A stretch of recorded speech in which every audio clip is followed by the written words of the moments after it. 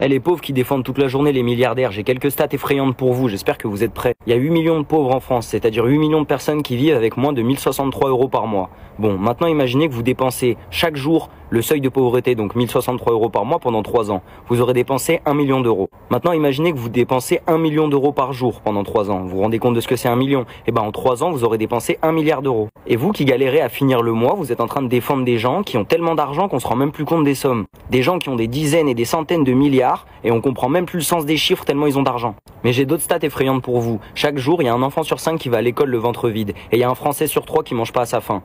Alors qu'on gaspille 9 millions de tonnes de bouffe par an. Rendez-vous compte de ce que c'est 9 millions de tonnes de bouffe. 3000 bébés dorment à la rue chaque année alors qu'on a 3 millions de logements vacants, c'est-à-dire 3 millions de logements vides où il n'y a personne et on laisse des bambins dormir dehors. Mais on doit continuer de défendre les milliardaires parce qu'il paraît qu'ils créent de l'emploi. Chaque année, ils délocalisent toujours plus d'entreprises, ils mettent toujours plus de gens au chômage parce qu'ils n'ont pas envie de payer des salaires en France et qu'ils préfèrent payer des salaires dans des pays moins développés quitte à payer les gens au lance-pierre. Et après, ils achètent plein de médias pour expliquer que le chômage, c'est la faute des immigrés et des musulmans. Vous en avez pas marre d'écouter leurs bêtises? Mais je sais que si vous les défendez, c'est qu'un jour vous espérez vous aussi être milliardaire. Malheureusement, ça sera pas le cas. Vous voyez Mbappé?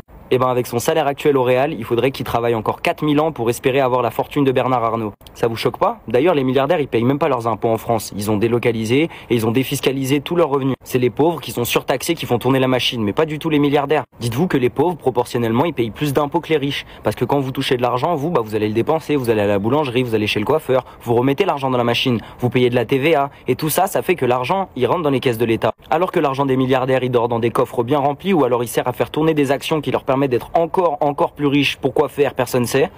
Et ils participent pas du tout à l'effort de la nation alors qu'ils sont enrichis en France et sur le dos des Français. Parce que dès que vous allumez la télé, y a de l'argent qui tombe dans les poches de Bolloré ou de Bernard Arnault.